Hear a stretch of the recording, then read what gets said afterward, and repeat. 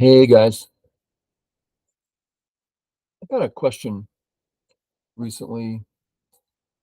Uh, this person was trying to grasp how sometimes a really small looking move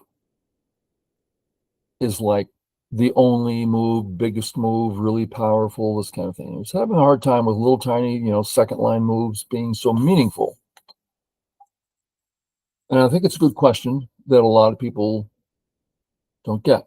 So let's look at some examples and get this kind of defined. So this is not Jaceki. I'm doing it out of order on purpose. White's alive. Nothing black can do about it. Jaceki says we should play next A. How come? You're already alive. Of course, this is all obvious, but we're just getting to the point here, which is black gets a free move. Okay. Black's A group, already alive. White's B group, already alive. What's the problem? Well, the only problem is black just now got this area at no cost. And all it represents on the right, which might be a lot, might be a little, but at least this thickness area for no cost. Black is officially 4 points ahead. I'll use the term 4 points. We're just generalized. So white must come out at A to maintain equality, to maintain an even board. Okay, that's example one. Everyone should go, oh yeah, that's obvious. Okay. Now, when I started teaching Go professionally 40 years ago, my first 10 years, I only taught handicap Go. I did not know how to play even up Go. I didn't understand. Can't tell you how many pros I asked, how many this was important to me. And finally, after talk, can't tell you how long it took me. So many, it's the kind of thing that's so obvious to a strong player, they wouldn't even think it's a question because it's so obvious. And it's all about Go is about the strength and weaknesses of groups. If you have a weak group, he gets a free move. Your opponent gets a free move. That's it. Now, let's imagine we're going to have two AIs playing, two professional nine dans. Okay. First guy, this isn't a move. This is just he plays a move. Full value, lacking nothing. He gets his half. White to play. He gets his half. Perfect move. They continue. Everyone's getting their fair share. There's no mistakes. What's the score going to be at the end? It's a tie or half point because that's what we do to stop ties. But if all of a sudden white plays a little something, well, that's slightly lacking. I get 1 point for. Black's going to get 1 point in Sente for that. Black's 1 point ahead. The only way you can't win a Go game, all you can do is get your half. You can lose a Go game easily. You can play less than your fair share, but it's impossible to get more than your fair share. So if you have a weakness, it gives your opponent the chance to get more, use that because you got less than, therefore he fills in the gap and gets more because you left it. Okay, so that's what it took me forever to learn. And I can't tell you how much I wanted to know that and how happy I was when I finally understood. Then I started teaching even up Go.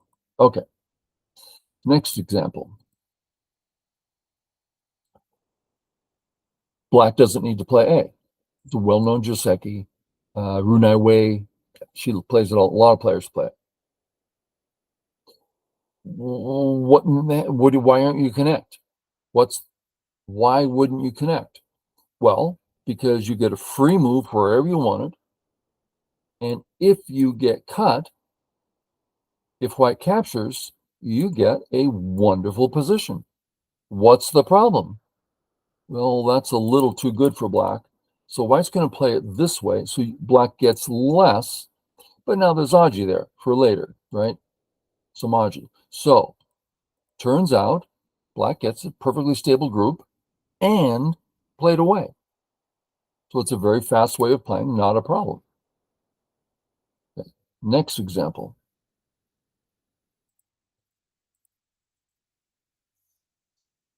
Should black play A? It's Joseki, but black's already alive. Why do it? Is it that many more points? 4 extra points as a guess?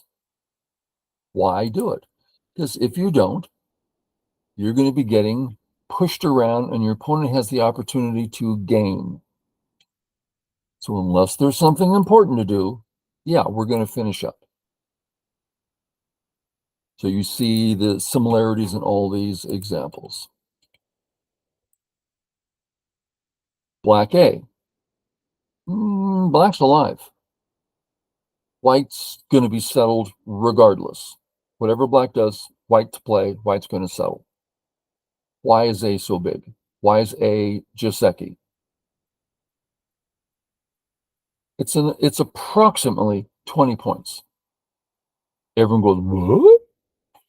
Yeah, when you add up, first black just got total life,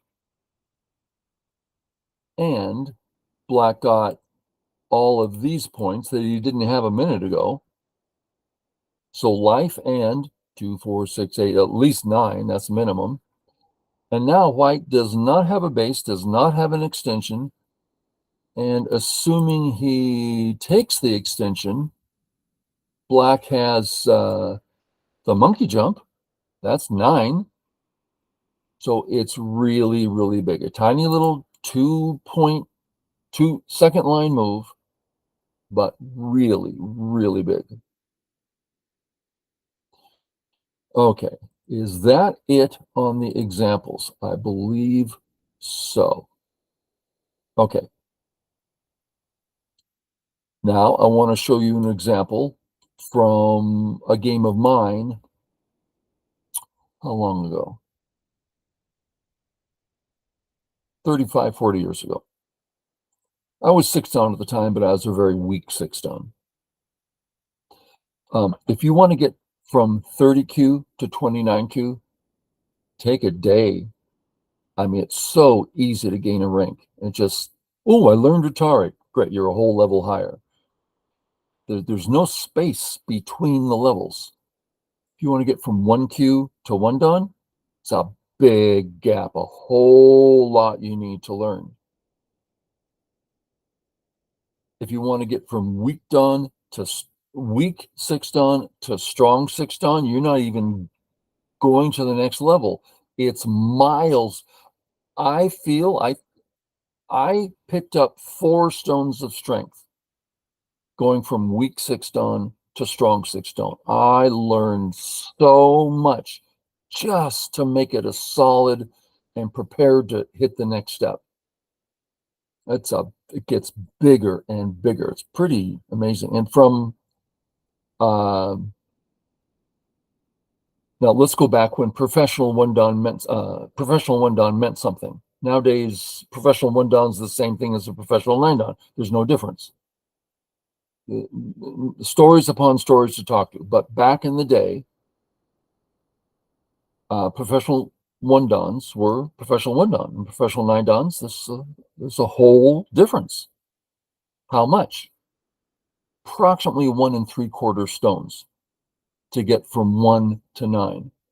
That means every step is 1.5. You gain 1.5, 2 points, able to get 2 points more in your game. Wide steps. At that point, getting better to the point you can get a whole extra point on the board consistently. That's a lot to learn. Okay, that's me rambling. Let's get back to example 2. Me against professional 9-done. Feeling my oats here. This is not a Joseki you see anymore, and that's fine.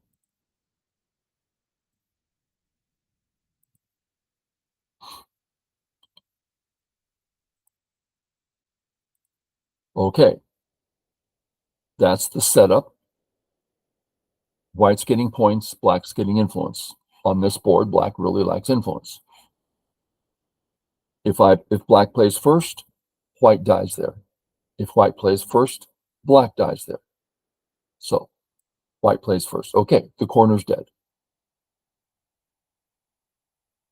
Now, later on, if I come out, see the entire center forming, I'm just going to waste a white stone. See the center growing by leaps and bounds? My point is that this black move could well be a great move relatively soon. Might not, but could be. Also, and at that point, it threatens to kill, if he gets it in, then Sente. That could be really a big Sente. So this could be a big move, and then the next one is a really big Sente. Okay. So we would like to play this move later, if it turns out to our interest. Secondly, this is just Sente. We'll just play it out. What did black gain? Let's call it 5 points. And thickness. It's nice, especially in this context, but the other one might be better. So Joseki says, at this point, just leave it. You don't know which one you want. So I went about my business. I was pretty darn excited. I thought this opening was fantastic for me. I've had 5 games where I'm ahead. It's a 1 game for me. I'm winning. I'm beating the pro. As soon as I get in that position, my emotions start going crazy. I'm so excited. Oh my God, I'm so nervous, and I'm unable to follow it through. But I have had 5 games where I'm winning against a pro. I couldn't do that now, but I could do it back then. So I'm feeling really good about the opening, at which point Feng Yun, second ever professional 9-done woman, she perks up. She says, "This is a really good opening for you." I said, "I know." So her next move was major in opening my eyes to professional Go. It's one of these tiny little moves that appear to do nothing, but that does a great amount. Now, I've asked, I would say, dozens of students to guess the next move. No one's come close. Okay, white to play. And I thought, I was like, was that a misclick? I couldn't understand it. Now it's the most obvious thing in the world. Nowadays, oh, I'd play it every day of the week. But back then, I couldn't grasp. So let's go over why it's good. First, no more Sente. Gone. Okay. Black Sente is gone. Next, point-wise, black could have got 5 points there in Sente. White gets, we'll call it 4, almost 5 points. So it's worth 10 points, which isn't a lot, but it's not nothing at all. 10 points is meaningful. And lastly, we can just walk in. Just walk in. So reverse Sente, double points, black gets them or white gets them, and a great future. Fantastic move. Next, I could play here. This is the move that kind of makes sense. But I didn't like I had a cut here, there's a peep here, and I'm kind of putting all my eggs in one basket. I do believe it's worth playing, but I was a little nervous, so I went ahead and just started on the rest of the board. I don't want to get a head start over there. Now, it probably took me, I don't know, over 100 moves to lose the game. I hung in there for a long time. But this move really taught me a lot. And I could spend the next hour showing you a half a dozen moves that really, this exact same thing, very, very meaningful. Okay. Now let's get on to the game that this fellow sent with his question. It says, here's the example I came across, and I'm having a hard time. Okay. So this is that game. All regular stuff. Regular stuff. Here, white has the opportunity to settle my group. Black settles this group. Great, no problem at all. Black could say, I'm going to greatly help my group. Doesn't exactly settle. That's some serious weakness. But it attacks black severely, and it's a big friggin' move. I mean, we get the corner, black doesn't. And this is just Seki if you want to come back and handle the leftover Aji. At least it used to be before AI. I don't know AI anymore. So that's two options. Next option, I'm going to make it hard for black and just surround him, let him have a stone. And then I'm going to have Sente to go, do whatever I want to do. I've used this many times. First time I saw this was Jujo Jang. I was playing a game against him, and he played this. I felt completely overwhelmed. He said, well, in the review, he says, well, I mean, I got nothing but cuts over here, so it's not like it's mine. But again, that's when I was week 6 on, and I was having a hard time grasping these things. Now, again, it's becoming obvious, especially since AI. Okay, he comes out, totally rational, settles, settle. And notice we don't necessarily settle this way because it leaves a lot of weaknesses. It's kind of wise. Let's not ask which one's right, but rather let's just look at wisdom. Oh, I'm pretty thin there. I think I'll buckle up here and play a stronger move. Okay, so it makes sense. Black counter pinches. Well, this move is getting him really close to alive. And let's say white settles his left side group. Look at that white group. Even if it plays, that's only one eye. And it helps our original black group quite a bit. So this is the move that he was questioning. He saw that AI said, play here, move after move after, from here on. So, oh, play B2. What about now? Oh, you should have played B2 for white. What about now? Oh, you should have played B2. What about now? You should have played B2. We'll just pick this spot. Look at the black group. No eyes, no base. Fantastic position for white to be in. So that's the answer to his question. Lots of examples. We're seeing the why. How to spot it? Well, that's a whole nother question that I won't even begin to answer right now. But there you go. Okay. Hope that helped everybody. Catch y'all later. Bye.